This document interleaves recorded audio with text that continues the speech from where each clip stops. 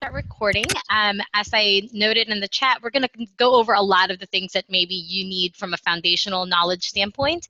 And I can certainly speak to some of the connection pieces as well in terms of what NASPA HQ or Big NASPA is doing and how your areas, particularly from a regional and from a state perspective, can really build off of some of the things that NASPA is doing on a much more larger scale and become more personalized within the areas that you're working in.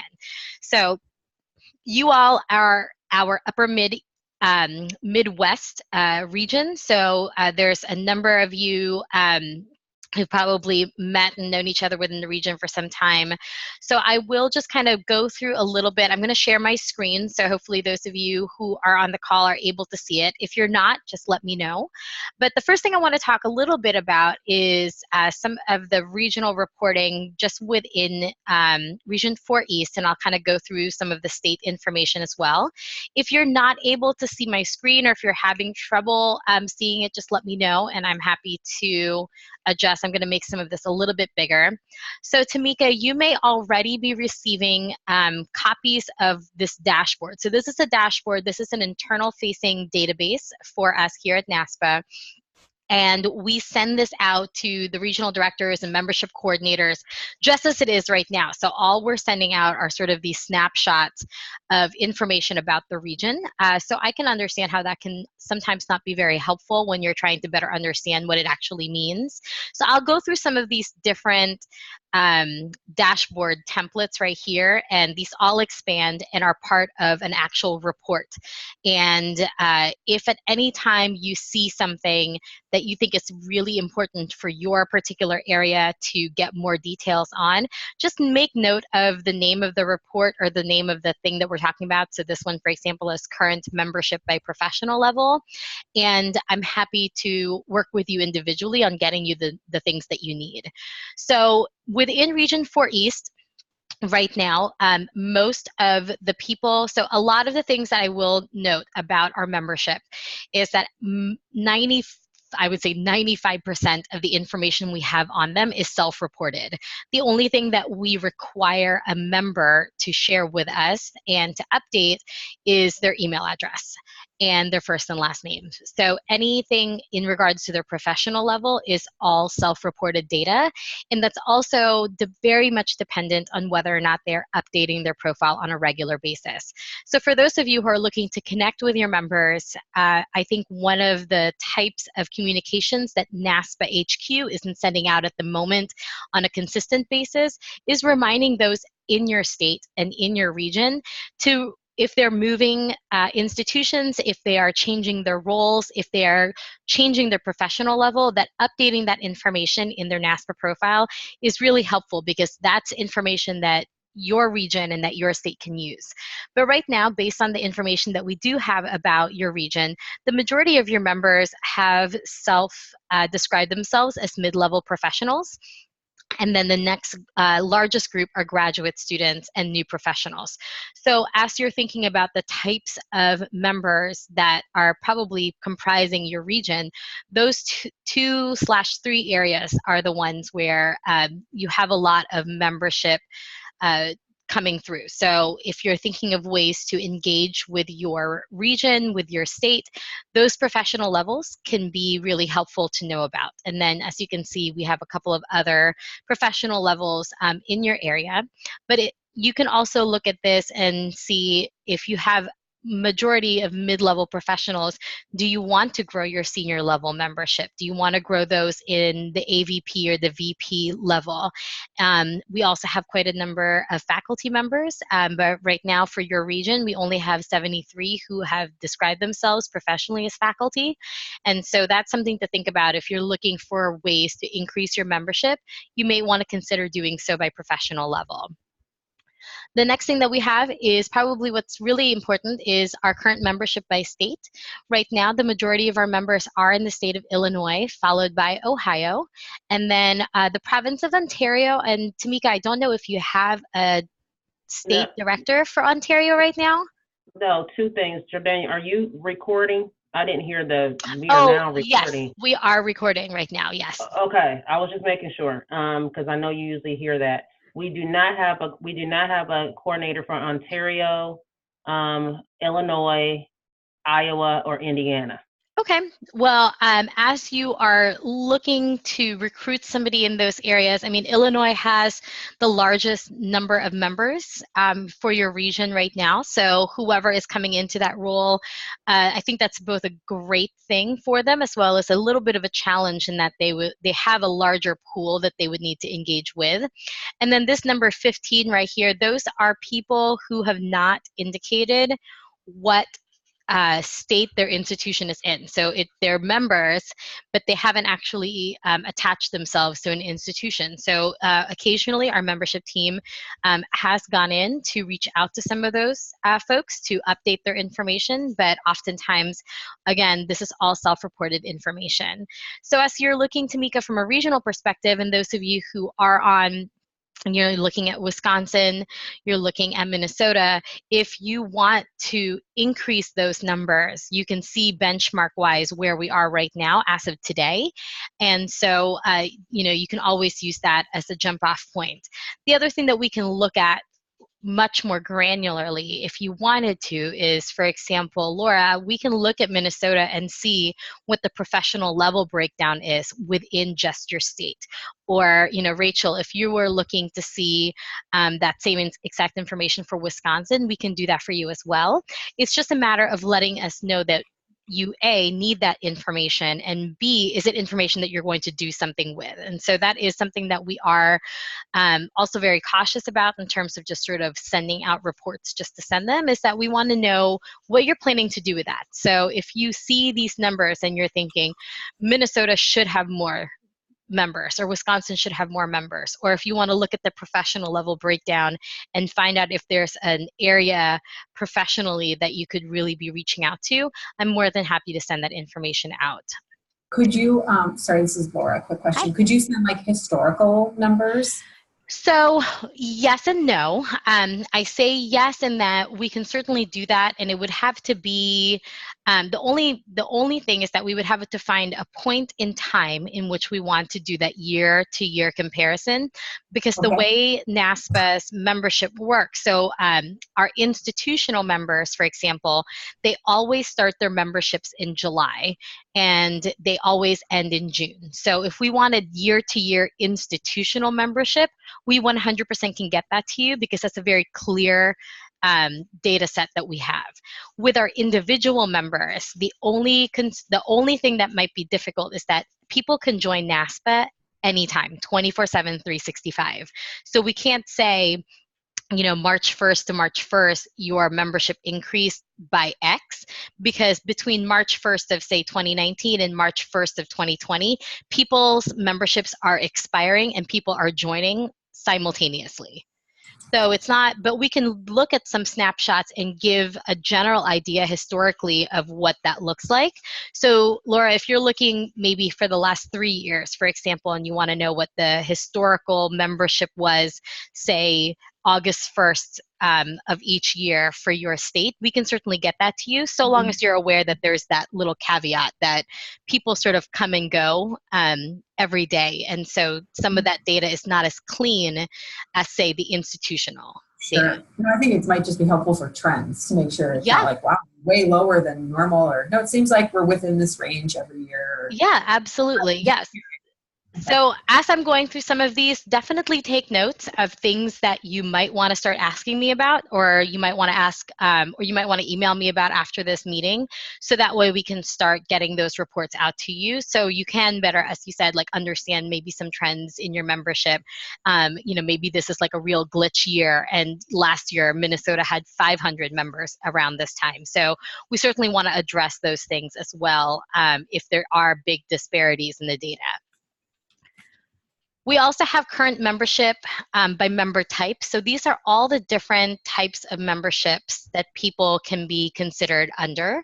And so this is all, so right now there's a total of 2,608 individual and institutional, oh no, but this is institutional, individual and international institutional members within your region. So right now there are 207 institutions. As you can see, the most popular membership type that we have is a professional affiliate, and that is the member type for individual staff on campuses that are NASPA member institutions. That's your biggest membership type. So you can also look at this as well and see where folks are. So the emeritus membership is typically for our student affairs professionals who have retired but still want to be part of the community. You have 8 members at this time, and then faculty affiliates, for example. So I've already found a discrepancy in what we talked about. It looks like there are 84 people who have a faculty membership, but when we looked at the professional level, only 73% or 73 of the 84 have put their professional level as faculty. So that's also where we see some discrepancies in the data, and that could be that their primary professional level is an associate vice president, and they also teach like 1 or 2 classes. So those are some of the things that you might see that don't match up exactly, and that's usually why. Here you can see how many people have joined in the last 90 days. So in the last 3 months, you've had 122 people join your region as brand new members. And that would be a really great way to break this down by state if you wanted to really engage and connect with people who are brand new to your region or perhaps brand new to NASPA. These are the members who have let their membership lapse.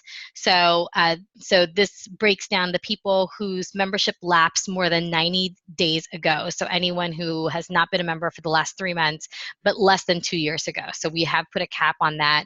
So if you're looking to bring back members, this is a good way to take a look at that as well. Some of them are no longer members of NASPA because they have moved on to different professions, or maybe they were members of NASPA at one point, are still in your region, are still in your state, but for whatever reason have not renewed their membership. So we can also break this down by state if you're interested in looking at that. Laura, this is where we have a little bit of our year-to-year membership, but it's not broken down by state. It's really broken down of the number of memberships that have started in each fiscal year and by membership type. So I'm happy to send this to you. This is for the entire region, but if you're looking at a breakdown by state, we can certainly send you this year-to-year membership breakdown as well. Well, it's helpful. It shows it's pretty consistent. That's I was just curious.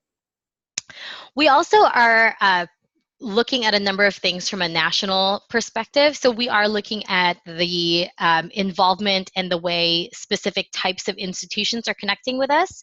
We, in particular, look at small colleges. So any institution that is 8,000 or less of full-time enrollment, we're looking from a small college perspective. We find that most of the institutions that do not renew tend to be small colleges and tend to be private institutions. And a lot of times that's a budgetary thing where they have budgets that are a lot smaller than the larger state institutions. So we see that really affects their institutional membership. Right now, these are the number of institutions within each state that we have that are institutional members that are considered small colleges. And then we are also looking at our community colleges. We're really looking to grow this division. So if you are looking for a membership campaign from an institutional perspective, we really are looking to grow our community college members. And I know that the community colleges division is really looking to do that as well. So this is a really great summary. I'm fairly certain there are more than 3 community colleges in Minnesota, for example. So we'd love to reach out to them and find ways for us to connect with them to see if there's anything that NASPA is doing, both from a community college perspective, but just a general higher education perspective that would really connect with those schools and bring more of those community college voices to a lot of the conversations that NASPA is having, both regionally, by your state, and institutionally as well. And then this is our institutional members by state, and we have it broken down by sector. So we have public institutions, private, public, 4-year, primary. So if you want some more information about the institutional members within your state, I'm happy to get you some breakdowns for this as well. we do have some demographic data for your region as well. So in terms of the number of Hispanic or Latino AX member demographic data, we have that. We also have some demographic data broken down by gender, or those who choose not to disclose that if you're looking to communicate with members who might have something to share from the higher education perspective that is gender related. And we also have the racial demographics of individual members as well. The one thing that we don't have on a regional basis are the number of schools in your area that are minority serving institutions. And I know that that is something that NASPA as a larger entity is looking at doing some more outreach to, and bringing more minority serving institutions to consider NASPA institutional membership. Are there any questions at this time in regards to the just general membership within your region? Again, all of these are individual reports. I can certainly break these down by state for those of you who are interested in that information. All that I ask is that when you do make a request for those specific reports, if you can give me at least a potential goal that you would be doing with that data. So saying, you know, I'd like to know the year-to-year trends of membership in my state for professional level of mid-level professional, because we're looking to do more outreach with those members, or to connect with them about the things that we're doing for a drive-in, et cetera. That way we can just have a general idea of what data is leaving our database and how it's being used and managed, you know, within the regions itself. So the next thing I'm going to go through is our membership portal. I don't know how many of you have access to it, or if you do not have access to it at the end of this call, just please send me an email and I will get you access to this immediately. But the way to get in there, if you haven't already, if you're not already logged into your NASPA account, a few things I will note in regards to logging in that you are welcome to share with those in your state and within your region, is that oftentimes people, because our profession tends to have a little bit of turnover, and that people switch jobs, you know, every couple of years or so, but they get a new email address. So whatever they're logging in as is usually whatever their institution email address is.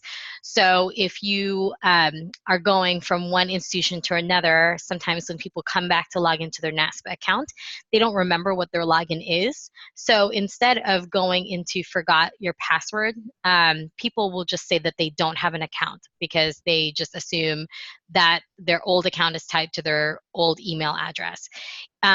So that potentially means that somebody who has been a longtime member of NASPA can create a new account and be considered a brand new member. So when you're connecting with those in your region and in your state, and they're updating their profiles and they're updating their professional levels, remind them as well that if they switch institutions and they get a new email address, they can log in and update that information in the portal as well. So once you're inside the engagement portal, again, another thing that I will say, and I apologize for the slowness of this, is that here on the right-hand side of my screen, where right now it says welcome guest, this should say your name. So it should say welcome Tamika, welcome Rachel, welcome Laura. It should have your NASPA ID.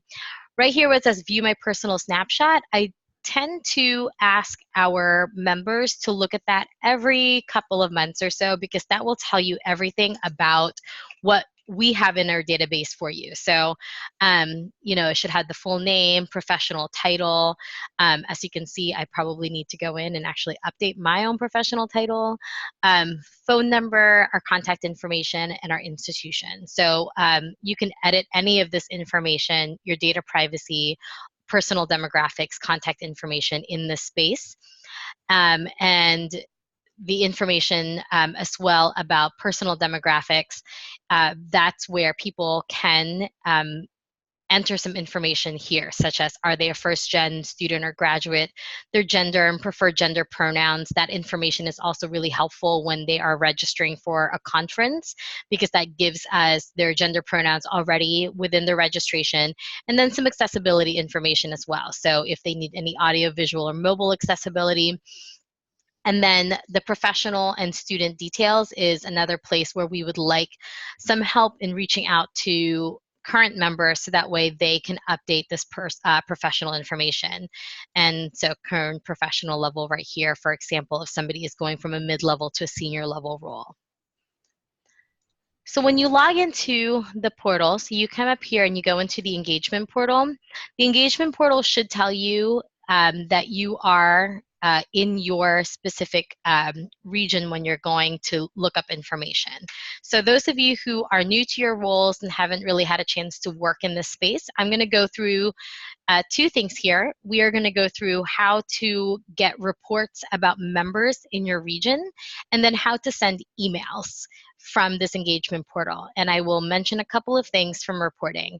A lot of the things that I showed you on this dashboard right here, you typically should be able to pull those reports yourselves from this space. The only thing that I will note is that everything in this dashboard, so we're in a dashboard called Nimble, which is our internal NASPA dashboard. Anything that's in this dashboard is happening in real time. So these numbers, if people are in your region are buying memberships right this moment, these numbers, when I refresh this, could potentially change. For example, the information that is in the dashboard that you as a state coordinator or as a member director for the region, the information in here is comes in every Sunday or Monday. So if there is about a week delay for that information to get to you. So that is something that I want you to be aware of, because oftentimes when you are pulling this information, it might be that the information needs to be more up to date, and that is probably when it would be a good time to just ask me directly for that information. If, say, you have a meeting on Monday and you need to report on your member information in more real time, so within the last 24 hours, whatever you're pulling from the engagement portal is not going to be in real time. So it's usually imported into the engagement portal Saturday evenings or Monday mornings. And if you pull anything on Tuesday, that's probably going to be the best day to pull the most up-to-date information, but it's typically a week behind. Do you have any questions about that? No. Okay, great. So I'm going to click here. This is the NASPA constituent groups email and regional reports. So a couple of things to note here. This is new. So the regional email system that you may have been familiar with, if this is something that you've used in the past, is no longer available, or is not going to be available as of August 15th. You can actually watch a training video about this whole new system within the engagement portal itself, or you can contact John Kennedy or Safar Bibek with our IT department if you have any very specific technical questions there. So the mailing list is the report, and the email right here is sending customized reports. I am technically part of Region 2, but this should say for East. And if it doesn't, or if you don't see this option when you're logging into the portal, the NASPA constituent groups email, please let me know, and that means that we just need to make sure that you get access to this. So we'll start with the reports function. So this reporting function means that you can download a number of things about your members and see who those people are. The only thing that it will not give you is their current email address. You'll never be able to actually see someone's personal or professional email address just on privacy. For privacy purposes. If you do need to look people up individually, if you wanted to get that information, you would have to go into your information here, and you can actually look up the membership directory. I am not a current NASPA member, but right here you'll have another link that says member directory, and you can look people up individually, but I'll show you what happens when we filter out information. So if, for example, you're looking for new members So you can click on new members right here, and you are looking, you can filter by full-time enrollment, and all of this information, full-time enrollment and the sectors, are downloaded from the Department of Education. We get it through iPads, so any of that information has been reported by the institutions themselves, and those are the full-time enrollment categories and sectors that we have in our database for that institution. So if you're looking for members within a specific category, whether it's full-time enrollment or by sector, you can pick that. You can also filter by specific membership category. So let's say you want to find new members who are graduate student affiliates. You can also filter even further and look at new Region 4 East members who are graduate student affiliates within a knowledge community, or you can find them within a specific state. And you can also, if you had an international area, so Ontario would likely be in this space for you, you can look at that. You can enter your email address, so that way you can get a copy of this as well. But when you click on download, it gives you a CSV file. I'm going to actually share what that file looks like. And this is what you get. So what you'll get is their member ID, their NASPA member ID. Right here, and I'll make this a little bigger for those of you, right here is original join date. Original join date means that is the first time that our database has recognized them as a NASPA member. So one person here, for example, joined in 2015. Join date is the most recent date that they have purchased a membership. And so that's why original join date and join date don't always match up. If they do not match up, this person is not a new member. This person is somebody who has been a longtime NASPA member, maybe not consistently, but they have been a longtime member. Whereas this person right here, and I'll highlight them, their original join date and their join date are the same, which means they very well may be a brand new NASPA member, and this is their very first time interacting with the organization itself. So if you're looking at finding people, so the reason that even though when we went to the report and we asked for people who were new members, it's likely going by join date. And so the best way to do it when you pull the report is to also take a look at column B, which is original join date, and column C, which is join date. And you can see this person, for example, that I'm highlighting, they have been, they originally joined NASPA on the 12th of July, and their join date is the same. So this person is probably a brand new member, whereas this person who I'm going to highlight in green, they joined in 2017 for the first time and then bought another membership in 2019. So they are not a brand new NASPA member, but they have either renewed or rejoined NASPA at some point. Their expiration date tells you when their membership is going to expire, what region. You can also use this just to kind of double check, because sometimes people will put their institution as being in Region 4 East, but then they also will note their graduate institution, which may have been in an old region. And so sometimes you'll get a couple of odd regions in here. Their member type, so you can also take a look at this and see how many people have joined as a member. You'll get their first and last name. Their professional title, if they have chosen to share it, is on this report as well. You will also get company, which is actually the name of their institution, and then their mailing address. And this mailing address is typically the mailing address of the institution, so it's not their personal mailing address. And that's it. That's all the information that you're going to get from this report. You won't get their personal email address. You certainly are not going to get any additional contact information for them. And again, that is for privacy purposes, which is why you would have to go in and use the member directory in order to look people up individually. So that's if you just wanted a general report about members in your area. Again, that information here that we have internally is available to you in that report form. It's just not in real time the way that we have it here at NASPA HQ. So if you do need some more real-time data, you may want to reach out to us and ask us to do that. So the other thing that I will go in, so this is, again, we went to the NASPA constituent groups email link.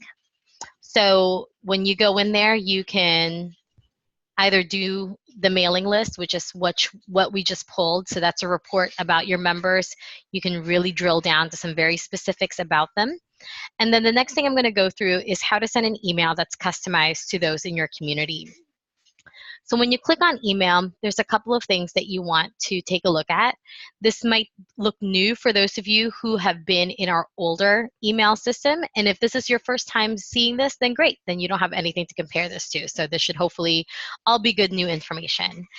If you do plain text, obviously that's just going to be very plain text email. There's going to be no graphics, no nothing. Most people are choosing to do HTML. Default will put the NASPA Region 4 East logo on the top of your email. You can also just click blank and then just upload your own personal logo or something that has the NASPA logo with the name of your state. You can do that as well.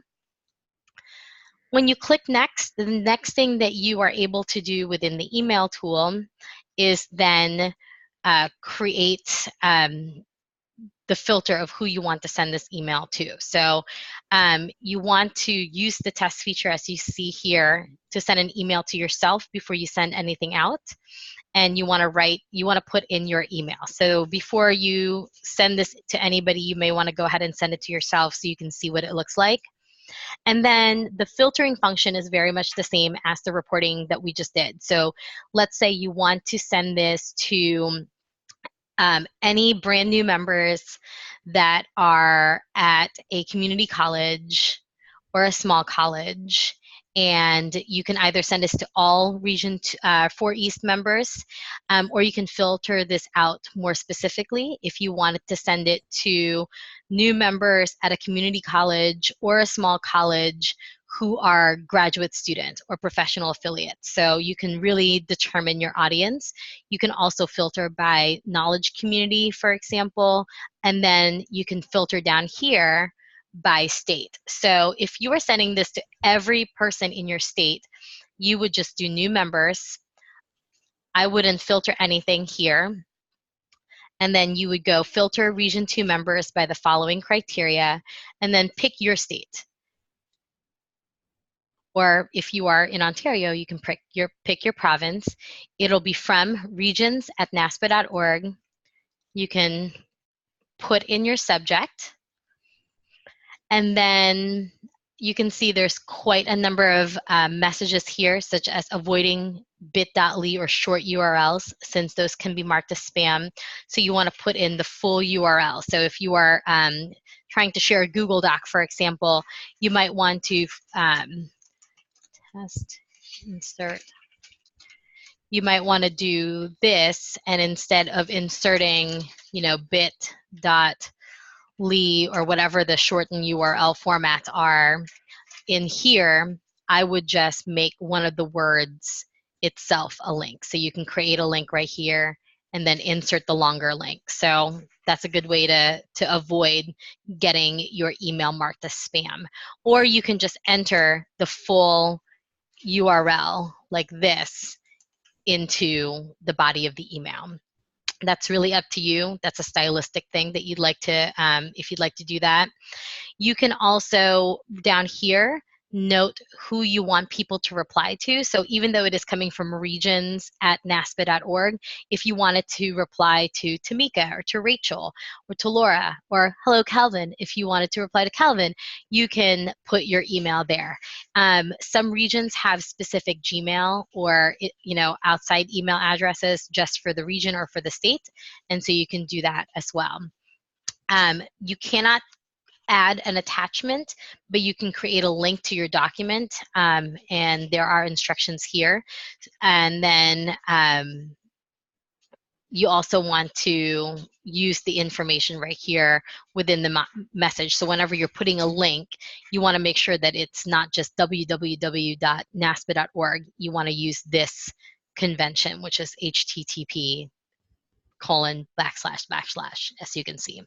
And then you can do a preview of your email.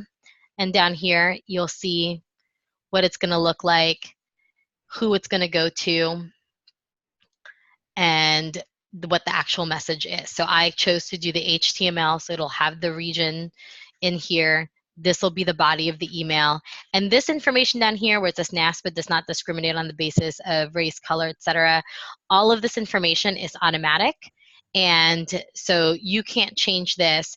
But down here, you can say this, it'll say this email was generated by an email generator. If you want to respond to this message, please reply to, and then you can put your email address. If you have a regional or state region email address, you can put that in there as well.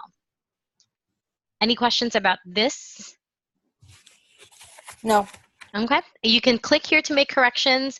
What that does is it takes you right back here so you can make corrections to your email. And then once you are done, you can click on the preview button down here and take a look at it.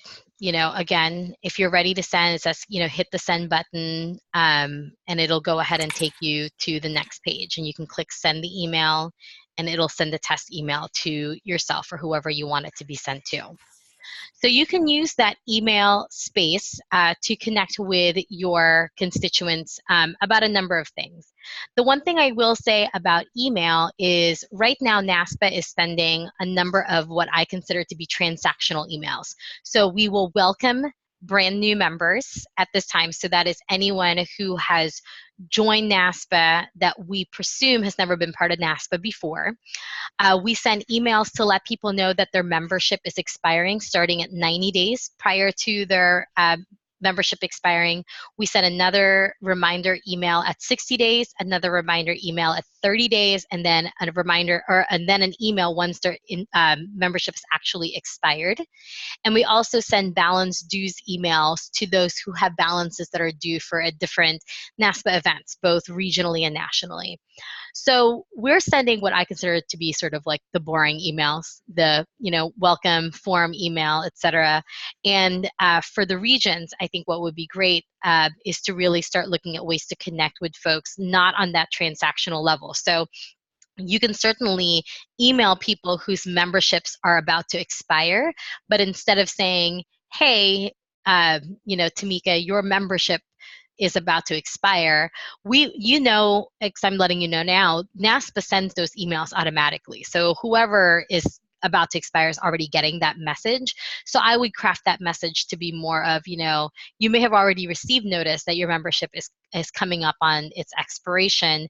Did you know that we're doing all of these things within the region? Renew your membership so you can still be part of that. So looking at ways to still connect with them, but in a non-transactional manner. Yeah, so I'm just looking at the list of the things I wanted to talk to you all about today. As I mentioned, the information in the engagement portal for the reports and emails, those are about a week behind. So those get entered every Sunday evening, Monday morning. So if you're looking to send to the most recent group of folks in your area, I would say Tuesdays are probably the best day to be sending any kind of information or pulling reports, because you'll probably have the most up-to-date report possible. If, say, you need some information on a Wednesday, Thursday, Friday, and you really want to have some more date-specific data, you can always send me a message, and I'll make sure to follow up to this meeting with both my contact information, email, my phone number, and as well as a number that you can send me a text to if you prefer. And I'm happy to send that to you. I am not, for privacy reasons, allowed to share reports that have personal demographic information, such as email address or phone number or personal mailing address. All that information does have to be looked up manually if you want to contact people individually through our member directory. We do offer exceptions depending on what your project is. And so sometimes there is a larger project where the report that you're trying to pull has, say, 500 people. We know that can be very exhausting and laborious work to look up 500 people individually. So for things like that, for projects like that you want to be part of, and you do need us to provide some of that personal demographic information, we do make exceptions for it. It's just a matter of knowing what the project is going to be used for, and understanding the scope of how you're going to be communicating with our NASPA members. Is there anything else, Tamika, that you'd like me to cover, or are there any questions at this time about what I've covered so far? No, I think it's pretty comprehensive, and I really wanted to hear, it sounds like Rachel has gotten off, but Laura, did you have anything? Because it sounds like Jordana, why do I keep saying and jumbling your name? Jordana is really offering an opportunity to reach out, and I know you're the newest, so maybe there's some follow-up specifically with Jordana and her team to get through some of the walkthrough, because that's hard for me too, the tangibles of how to get into the portal, how to use the portal, and all that. So no, it was really comprehensive. Great. Well, I mean, if you have any questions, and again, as I said, I will send a copy of this recording to you, Tamika, to share with everybody. But Laura, is there anything that I can answer for you at this time, or do you have a lot of questions that you might have to send me a really long email about? Yeah, maybe I'll just think about it a little bit more.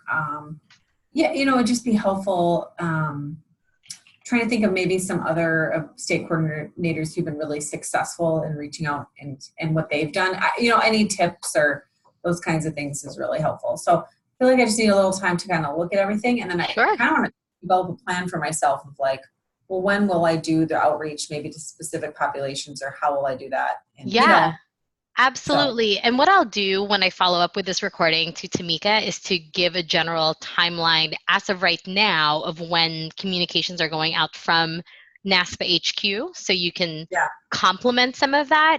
And then Laura, just so you know, I am meeting next week.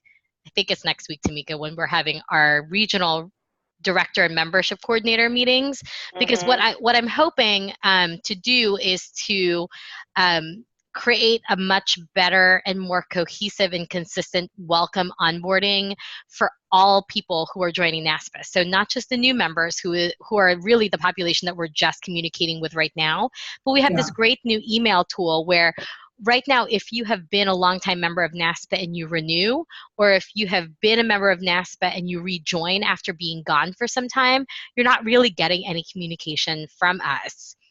And the next time you get communication is when we want you to attend an event or volunteer or to do something. So there's really no way for us to sort of welcome or re-welcome and nurture those who are making an investment in NASPA as an association from a membership standpoint. So we're working on a much better communications plan that I'm hoping will help bookend the communications that you all are doing from both the regional and state level. So the way you all are connecting with your members is really to make sure that they're getting their professional needs met from, and those networking opportunities from a regional and state perspective. And then we take care of some of the more sort of routine transactional communications that you don't really need to worry about. That sounds good. Awesome. Great. Well, thank you everybody for your time this afternoon. Tamika, I will follow up with a copy of this recording once it is uploaded to YouTube. And then I will also make sure to send out just a general timeline of the communications that NASPA HQ is sending out and what those are for now. So that way you and your state coordinators can have a better idea of when and what you should be communicating to your constituents on a regular basis. Great. Thank you so much for taking an hour out of your time, Jordana, and just doing this. Laura, I hope you, after some time, can just kind of, like you said, process some of this and it begins to make more sense to you. So I appreciate you. I do. Wonderful. Thanks everybody. Have a great rest of your afternoon. Take care. You too. Thank you both. Take care. Bye-bye. All right.